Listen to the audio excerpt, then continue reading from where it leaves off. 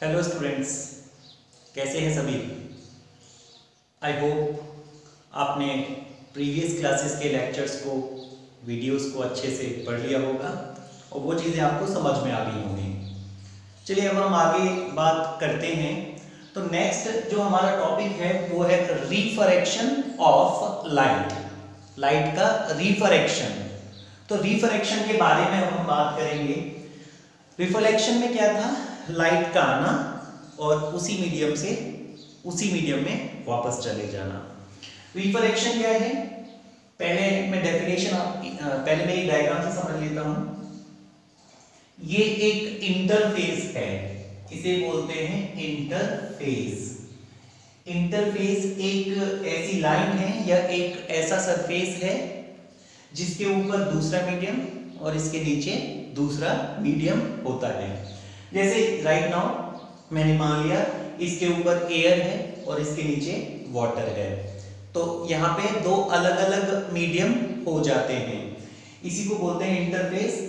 Interface क्या करता है, दो अलग अलग मीडियम्स को सेपरेट करता है। मीडियम 1 इसके नीचे मीडियम 2। जैसे ही कोई लाइट की रे इंसिडेंट होगी इसके ऊपर, ये इंसिडेंट रे कहलाती है। ये जो है इंसिडेंट रे कहलाती है। इस लाइट रे का पाथ, रास्ता चेंज हो जाता है। किसकी वजह से? रिफ्रैक्शन की वजह से। कैसा होगा, या तो ऐसे जा सकती है या फिर यही लाइट रे ऐसे करके भी जा सकती है। तो ये इंसिडेंट रे है, ऐसे ही यहां पे इंसिडेंट रे बनाई है और ये रिफ्रैक्टेड रे है। And this one over here is refracted ray. ध्यान देना, रिफ्रैक्टेड रे, इंसिडेंट रे उसकी रिफ्रैक्टेड रे, इंसिडेंट रे उसकी रिफ्रैक्टेड रे। मतलब या ओरिजिनल पाथ क्या होना चाहिए था इस रे का, ऐसा। ओरिजिनल पाथ इस रे का ऐसा होना चाहिए था, डॉटेड वाला ओरिजिनल पाथ रास्ता होगा। लेकिन इस वाले केस में ये ओरिजिनल पाथ के कंपैरिजन में इधर मुड़ गई है, इस साइड में बेंड हो गई है, और यहां ओरिजिनल पाथ के कंपैरिजन में राइट हैंड साइड में बेंड हो गई है। यहां लेफ्ट हैंड साइड में बेंड हुई है, यहां राइट हैंड साइड में बेंड हुई है। एक बात तो निश्चित है कि बेंड जरूर हुई है। तो लाइट का आना और एक मीडियम से दूसरे मीडियम में चले जाना और लाइट के रास्ते का, पाथ का चेंज हो जाना, यही कहलाता है रिफ्रैक्शन। डेफिनेशन कैसे लिख सकते हैं? इट इज, रिफ्रैक्शन को हम डिफाइन कर रहे हैं, रिफ्रैक्शन ऑफ लाइट को। It is defined as the phenomena when the light rays passes from one medium to another and they deviates from its path. Refraction को हम डिफाइन कर रहे हैं, it is defined as the phenomena when the light rays passes from one medium to another and they deviates means अपने रास्ते से हट जाना, and they deviates from its path, अपने रास्ते से हट जाती हैं। अब रिफ्रैक्शन को समझने के लिए जरूरी है कि हम रिफ्रैक्टिव इंडेक्स को समझें। रिफ्रैक्टिव इंडेक्स किधर बेंड होगी, कितनी बेंड होगी, किस मीडियम में कितनी बेंड होगी, ये सारी बातें डिपेंड करती है रिफ्रैक्टिव इंडेक्स पे। तो रिफ्रैक्टिव इंडेक्स क्या होता है उसको समझते हैं। रिफ्रैक्शन ऑफ लाइट में अब हम बात करते हैं, एक नया टर्म आ रहा है, नाम आ रहा है रिफ्रैक्टिव इंडेक्स। पहले मैं एक डेफिनेशन लिख देता हूं, क्या होता है refractive index. It is defined as, बहुत ही सिंपल डेफिनेशन दे रहा हूं और बिल्कुल ठीक डेफिनेशन है, लिखेंगे मार्क्स मिलेंगे पूरे से भी ज्यादा। It is defined as the optical density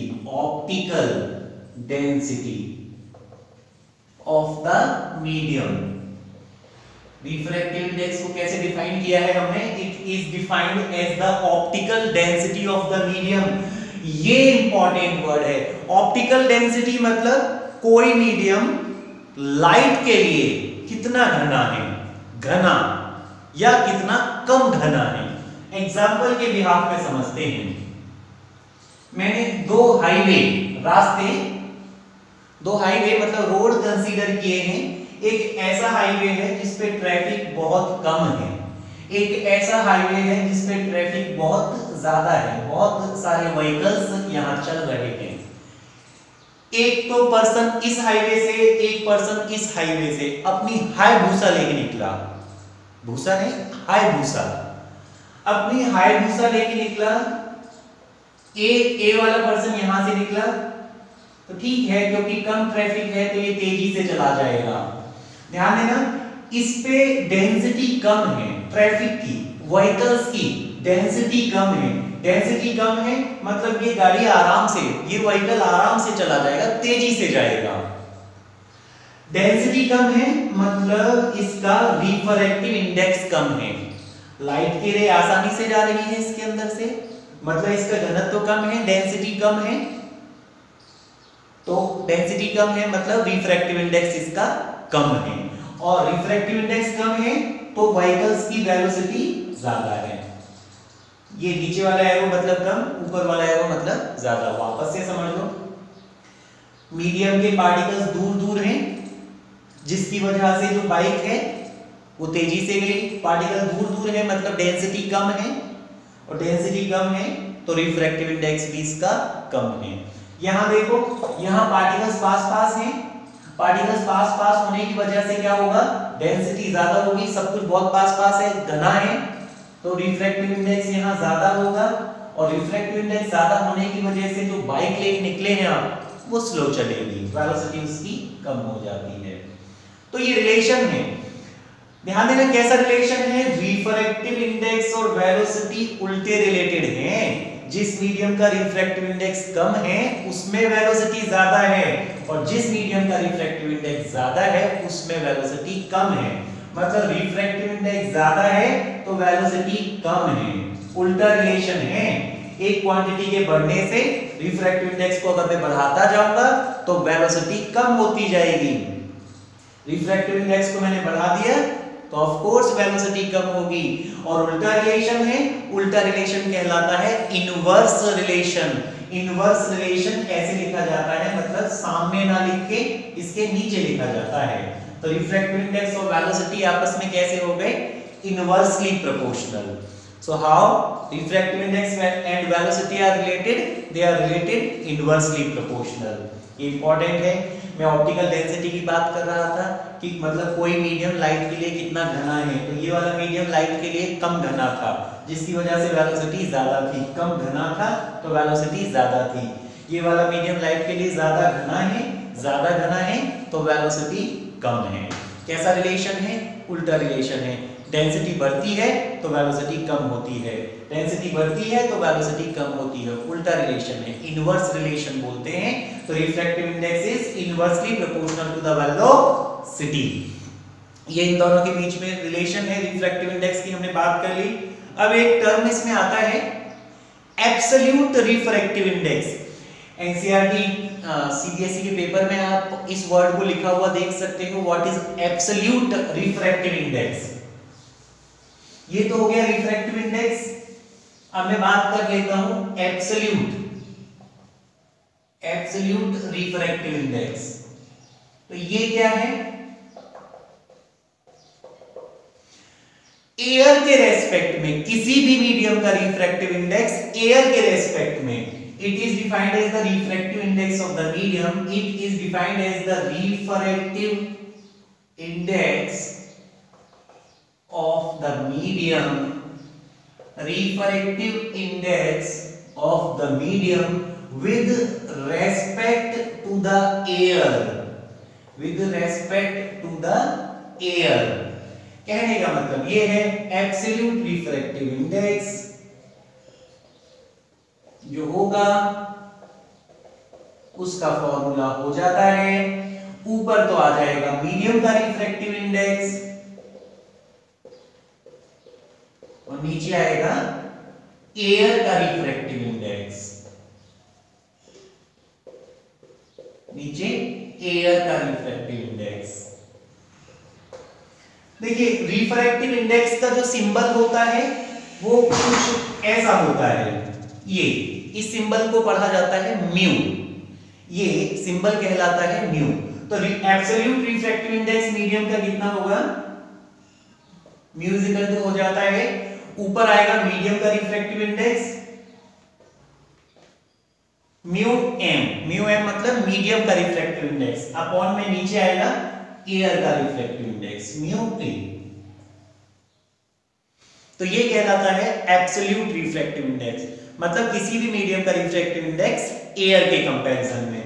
okay, तो अब हम कुछ एग्जांपल्स की बात करेंगे कि कौन से मीडियम का रिफ्रैक्टिव इंडेक्स कितना होता है। तो सबसे पहले मैं बात करूंगा एयर या फिर वैक्यूम भी कह सकते हैं। एयर या फिर वैक्यूम का जो रिफ्रैक्टिव इंडेक्स होता है वो होता है 1। रिफ्रैक्टिव इंडेक्स की वैल्यू 1 होती है, और ध्यान रखना हमेशा के लिए इंपॉर्टेंट पॉइंट है, 1 से कम रिफ्रैक्टिव इंडेक्स किसी का हो नहीं सकता। 1 से कम रिफ्रैक्टिव इंडेक्स किसी का नहीं हो सकता। इसके बाद है वाटर। वाटर का रिफ्रैक्टिव इंडेक्स 1.33, थोड़ा सा ज्यादा होता है। ज्यादा होने का मतलब क्या है, एयर के कंपैरिजन में वाटर थोड़ा सा घना है, मतलब एयर में लाइट आसानी से चलेगी क्योंकि रिफ्रैक्टिव इंडेक्स कम है, और मतलब तेजी से चलेगी। और वाटर का रिफ्रैक्टिव इंडेक्स ज्यादा हो गया है, इस वजह से लाइट उसके अंदर आसानी से नहीं चल पाएगी, उसकी वेलोसिटी कम हो जाएगी।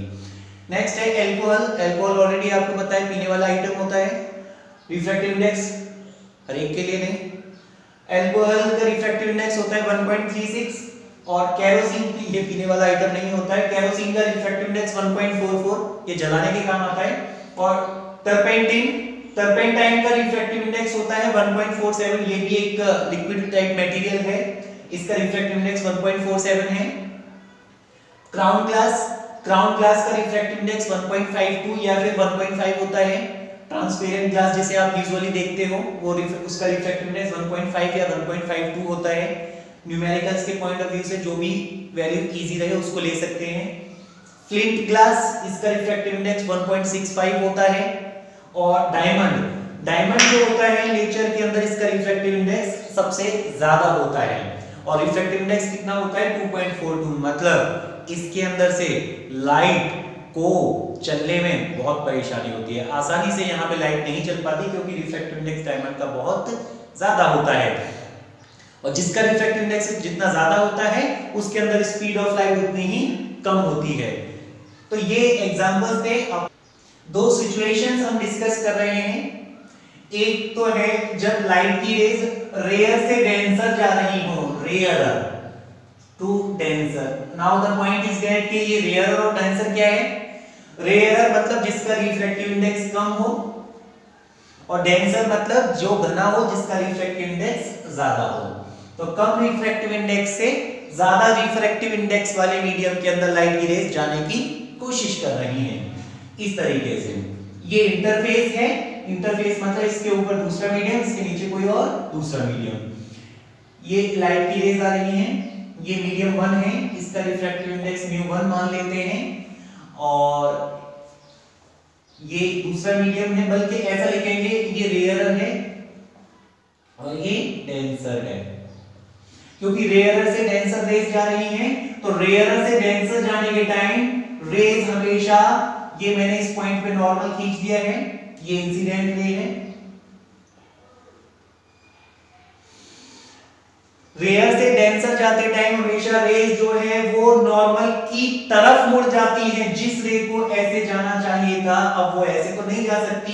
क्यों नहीं जा सकती ऐसे? क्योंकि पाथ चेंज हो गया, क्योंकि मीडियम चेंज हो गया है, और मीडियम चेंज होने से रास्ता भी चेंज होना चाहिए। अब ये रे या तो ऐसे जाएगी या फिर ऐसे जाएगी, क्योंकि रेयर से डेंसर जा रही है तो हमेशा ऐसे करके ये इधर मुड़ जाती है, नॉर्मल जिस तरफ दिख रहा है उस तरफ मुड़ जाती है। तो इसके नीचे लिख सकते हैं बेंड टुवर्ड्स द नॉर्मल। ये पॉइंट अच्छे से याद रखना है, बेंड टुवर्ड्स द नॉर्मल मतलब जो रे है वो नॉर्मल की तरफ मुड़ जाती है। ठीक है, जिस रे को ऐसे जाना चाहिए था, अब वो नॉर्मल जिधर दिख रहा है तो नॉर्मल इधर दिख रहा है, इसकी तरफ मुड़ गई है। एग्जैक्टली नॉर्मल के ऊपर नहीं आ जाएगी, पर नॉर्मल जिधर दिखेगा उधर मुड़ जाएगी। इधर दिख रहा है तो इधर मुड़ गई है। लेकिन उल्टा अगर होता, डेंसर टू रेयरर अगर रेज जा रही होती, डेंसर टू रेयरर अगर रेज जा रही होती, डेंसर मतलब जिसका रिफ्रैक्टिव इंडेक्स ज्यादा हो उससे कहां जा रही है, रेयरर की तरफ। रेयरर मतलब जिसका रिफ्रैक्टिव इंडेक्स कम हो, कम घना हो। ओके, तो वही इंटरफेस, वही पुराना नॉर्मल, वही पुरानी इंसिडेंट रे। ओके, लेकिन अभी क्या है, ऊपर वाला मीडियम उल्टा कर दो। पहले ऊपर वाला रेयरर लिया था, अभी ऊपर वाला कैसा ले लेना है, डेंसर। नीचे वाला कैसा लेना है, रेयरर। घना, कम घना, रिफ्रैक्टिव इंडेक्स ज्यादा, रिफ्रैक्टिव इंडेक्स कम। Okay, now what is gonna be happen, now the rays will bend away from the normal. Means जिस रे को ऐसे जाना चाहिए था, उसने देखा यहां से नॉर्मल किधर है, किधर है, तो इधर मुड़ जाऊं, नहीं, बल्कि नॉर्मल इधर दिख रहा है, उससे दूर हट जाएगी। अब ये नॉर्मल इधर दिखा और दूर चली गई, तो नॉर्मल इधर भी था, उससे और दूर हट गई है इस बार, तो ये ऐसे चली गई इस बार। मैंने एरो शो किया है किधर वो बेंड हो रही है। तो अभी क्या होता है, जब डेंसर से रेयरर रेज आ रही होती हैं, तो it will bend away from the normal, bend away from the normal. तो ये वाली जो रेज है वो नॉर्मल से हमेशा दूर हट जाती हैं। क्लियर है बात? तो अब हम देखेंगे relation in refractive index and velocity. मतलब रिलेशन तो है, रिफ्रैक्टिव इंडेक्स ज्यादा होता है मीडियम का, मतलब घना होता है, तो उसके अंदर वेलोसिटी कम हो जाती है, मतलब रिलेशन तो है। तो मैं एक डायग्राम ड्रॉ कर लेता हूं, एक शानदार सा। ये इंटरफेस है, ये नॉर्मल है, ये इंसिडेंट रे भी है, इंसिडेंट रे।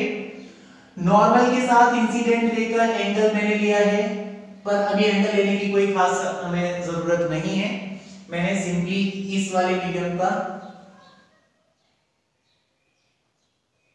इस वाले मीडियम का रिफ्रैक्टिव इंडेक्स मान लिया μ1, इसके नीचे जो मीडियम है उसका रिफ्रैक्टिव इंडेक्स मान लिया μ2, और मान लो रे ऐसे जाके ऐसे चली जाती है। ऊपर वाले मीडियम का रिफ्रैक्टिव इंडेक्स μ1, दूसरे वाले मीडियम का रिफ्रैक्टिव इंडेक्स μ2, और पहले मीडियम में जो वेलोसिटी थी वो v1, दूसरे मीडियम में जो वेलोसिटी है वो v2। ये मैंने मान ली चार चीजें। अब इन चारों के बीच में क्या रिलेशन होगा, उससे पहले हम जाएंगे जो हाईवे वाला क्वेश्चन हमने डिस्कस किया था, प्रॉब्लम डिस्कस की थी, हाइड्रोसा लेके जवाब निकले थे, कुछ तो हुआ था।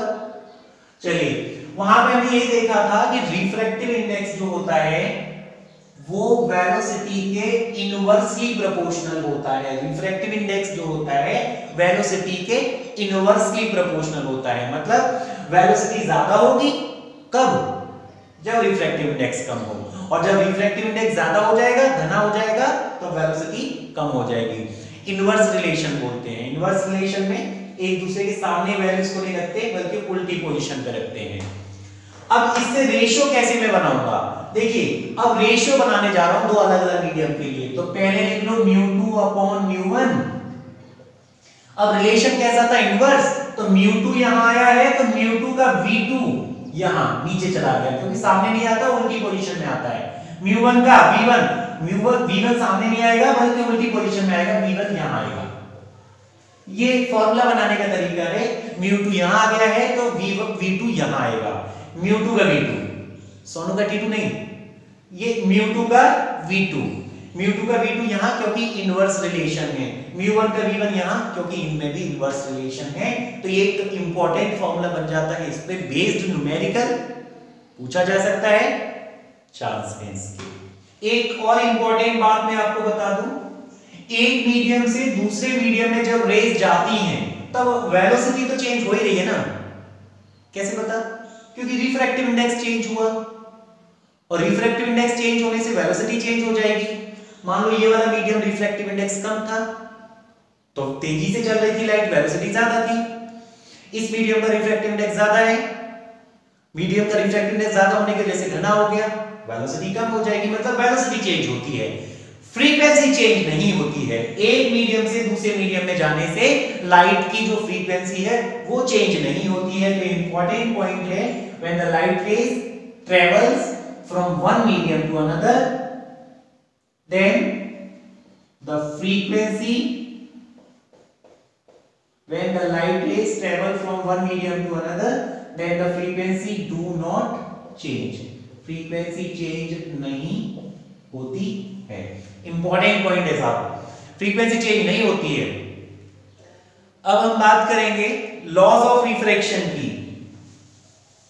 बड़ी इंपॉर्टेंट फैक्ट है, बात जो करने जा रहे हैं हम बहुत इंपॉर्टेंट है. लॉज ऑफ रिफ्रैक्शन इंपॉर्टेंट है. हमने सबसे पहले इंटरफेस खींचा. लॉज ऑफ रिफ्रैक्शन की बात हम कर रहे हैं. हमने इंटरफेस खींचा, नॉर्मल खींच दिया, इंसिडेंट रे ले ली. ये इंसिडेंट रे है और मान लो ये रे ऐसे चली गई. ऐसे कब जाएगी? नॉर्मल की तरफ मुड़ रही है ना, मतलब ये डेंसर होगा, ये रेयरर होगा. हालांकि इस बात का यहाँ कोई मतलब नहीं है अभी हमें. नॉर्मल के साथ इंसिडेंट रे का एंगल जो पहले लेते थे आई, और नॉर्मल के साथ रिफ्रैक्टेड रे, ये कहलाती है रिफ्रैक्टेड रे. नॉर्मल के साथ रिफ्रैक्टेड रे का एंगल आर. और पहला जो मीडियम है इसका रिफ्रैक्टिव इंडेक्स μ1 और दूसरा जो मीडियम है इसका रिफ्रैक्टिव इंडेक्स μ2. ऐसा ही होता है. रिफ्रैक्टिव इंडेक्स μ1 और इस मीडियम में जो एंगल बन रहा है इंसिडेंट रे और नॉर्मल के बीच में आई. दूसरे मीडियम का रिफ्रैक्टिव इंडेक्स μ2. दूसरे मीडियम के अंदर नॉर्मल और रिफ्रैक्टेड रे के बीच का एंगल जो बन रहा है वो r है. अब रिलेशन क्या होता है बहुत अच्छे से सुन लेना. हालांकि स्नेल्स लॉ बुक में डिफरेंट तरीके से लिखा हुआ है, उससे प्रॉब्लम सॉल्व नहीं होगी. प्रॉब्लम सॉल्व करनी है तो you have to follow me. गुरुजी को फॉलो करना होगा.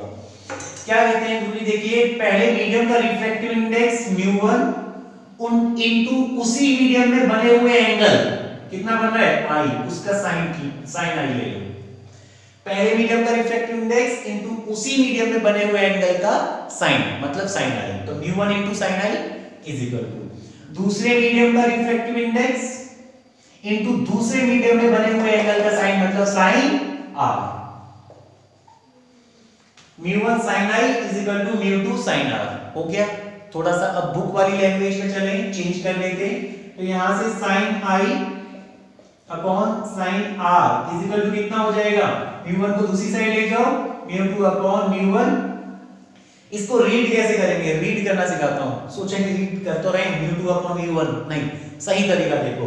Refractive index of medium 2 with respect to medium 1. Repeat, I am going to repeat it once again. Refractive index of medium 2 with respect to medium 1. लिखेंगे कैसे? Refractive index of medium 2 with respect to medium 1. ऐसे भी इसको लिख सकते हैं. ऐसे लिख लो, ऐसे लिख लो, एक ही बात है. और ये रिफ्रैक्टिव इंडेक्स कैसे होते हैं? अब ये बताओ. अब इंसिडेंट रे को मैं इस एंगल पे इंसिडेंट कराऊंगी या थोड़ा और बढ़ा दूं, उससे रिफ्रैक्टिव इंडेक्स पे तो कोई फर्क नहीं पड़ने वाला. मतलब रिफ्रैक्टिव इंडेक्स तो एग्जैक्टली कांस्टेंट है. मतलब ये पूरा का पूरा टर्म कांस्टेंट है. मतलब मैं लिख सकता हूं कि sin i अपॉन में sin r is equal to constant.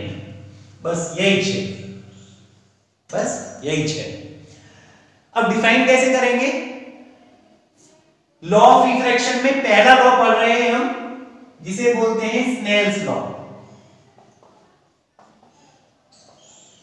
Law of refraction में दो तीन रूल्स हम पढ़ेंगे. पहला रूल है स्नेल्स लॉ, जिसको हम डिस्कस कर रहे हैं.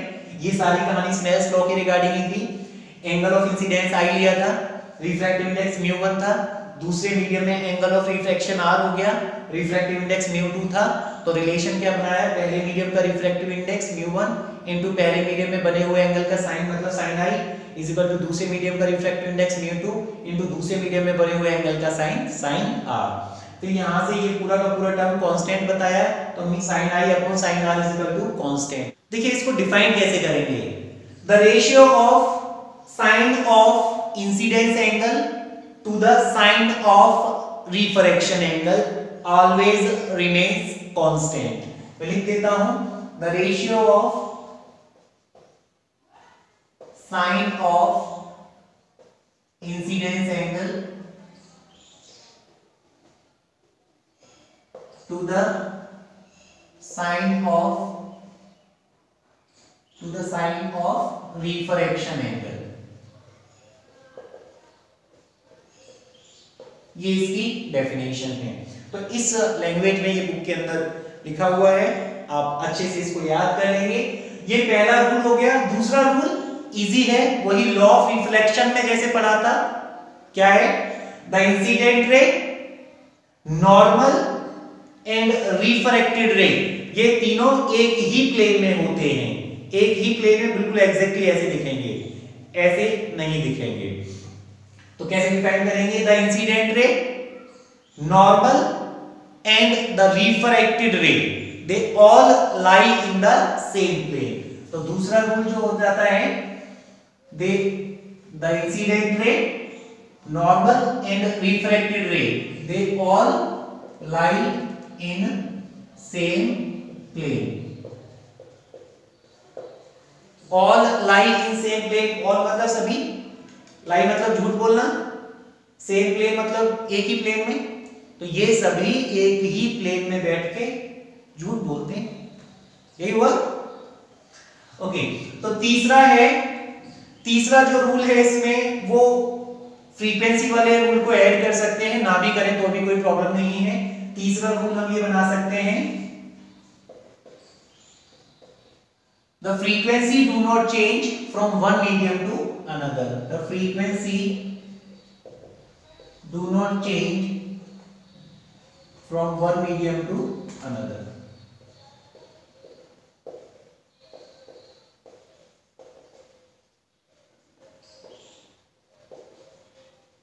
The frequency do not change from one medium to another, ये तीसरा रूल इसमें ऐड हम कर सकते हैं।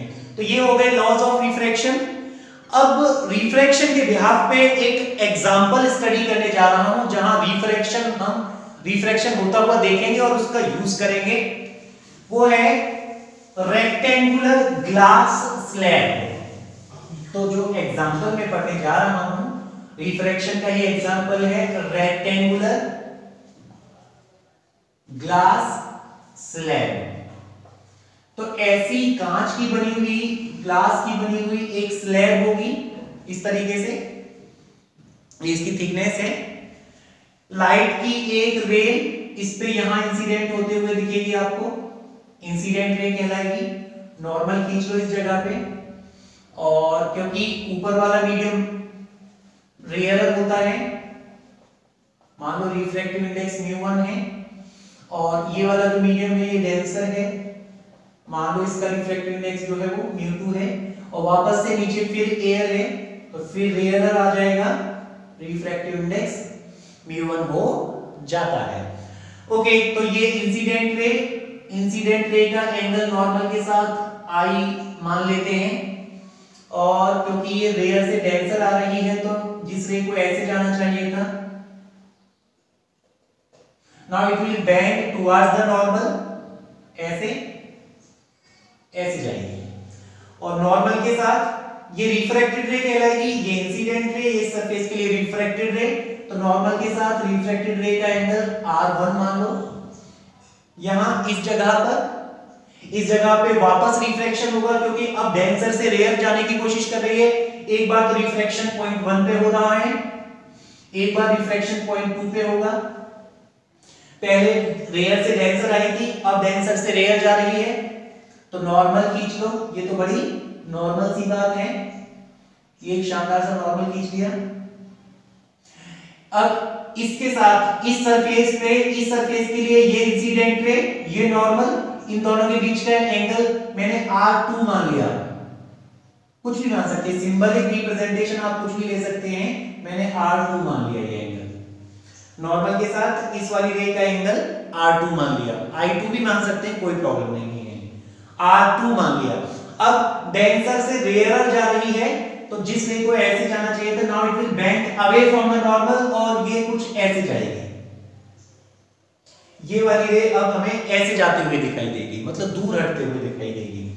और इसके साथ, नॉर्मल के साथ फाइनल जो बाहर रे निकल रही है, इसको बोलते हैं इमर्जेंट रे। ये कहलाती है इमर्जेंट रे। नॉर्मल के साथ इमर्जेंट रे का एंगल मान लेते हैं ई से डिनोट कर देते हैं इमर्जेंट एंगल को। रेक्टेंगुलर ग्लास स्लैब है, इंसिडेंट रे आई, इस सरफेस पे रिफ्रैक्शन हुआ, इंसिडेंस एंगल आई, रिफ्रैक्शन एंगल r1। वापस से बाहर जाने की कोशिश कर रही है लाइट की रे, यहां पे फिर रिफ्रैक्शन होगा, इंसिडेंस एंगल R2 और refraction angle E। Refraction angle को क्या बोल रहे हैं यहां? Emergence angle. ओके, अब कहानी क्या है? कहानी कुछ ऐसी है कि जो इंसिडेंट रे है और जो फाइनल रिफ्रैक्टेड रे है, जो इंसिडेंट रे आपको दिख रही है और जो फाइनल रे आपको दिख रही है, ये दोनों आपस में पैरेलल होती हैं। पैरेलल मतलब इसको अगर मैं आगे बढ़ा दूं, इस रे को अगर मैं आगे बढ़ा दूं और इसके साथ कंपेयर करूं जो फाइनली रे निकली है, तो ये दोनों रे आपस में पैरेलल पाई जाती हैं। इसी को बोलते हैं लैटरल डिस्प्लेसमेंट। लैटरल डिस्प्लेसमेंट मतलब आपस में पैरेलल हैं, लेकिन जिस रे को ऐसे जाना चाहिए था वो पूरी की पूरी इस साइड में डिस्प्लेस हो गई है। इसी को बोलते हैं लैटरल डिस्प्लेसमेंट। तो ये इतना लैटरल डिस्प्लेसमेंट आया है और मैंने लैटरल डिस्प्लेसमेंट को स्मॉल t से डिनोट कर दिया है। स्मॉल t क्या है? लैटरल मतलब परपेंडिकुलर, डिस्प्लेसमेंट। लेकिन जो कहानी हमें प्रूव करनी है, जो लेके आनी है, जो डेराइव करनी है, वो ये है कि angle I must be equal to angle E। Angle of incidence इस केस में एंगल ऑफ इमर्जेंस के बराबर होना ही चाहिए। ये प्रूव करना है।